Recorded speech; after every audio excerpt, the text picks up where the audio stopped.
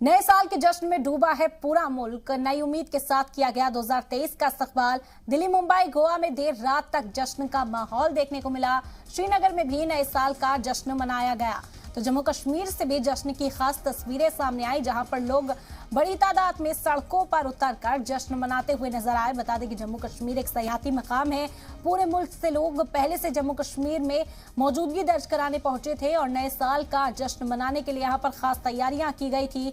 बड़ी तादाद में सयाह जम्मू कश्मीर में मौजूद थे, जो नाचते गाते जश्न मनाते हुए नजर आए। तस्वीरें आपको दिखाएंगे। श्रीनगर में इस तरह से 2023 का शानदार इस्तकबाल किया गया।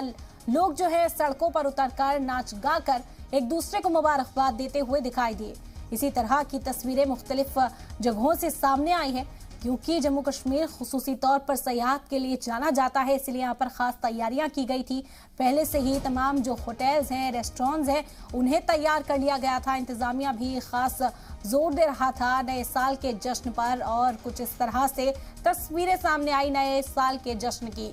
2023 का शानदार इस्तकबाल किया गया। दिल्ली, मुंबई, गोवा और श्रीनगर से भी ऐसी ही तस्वीरें देखने को मिली।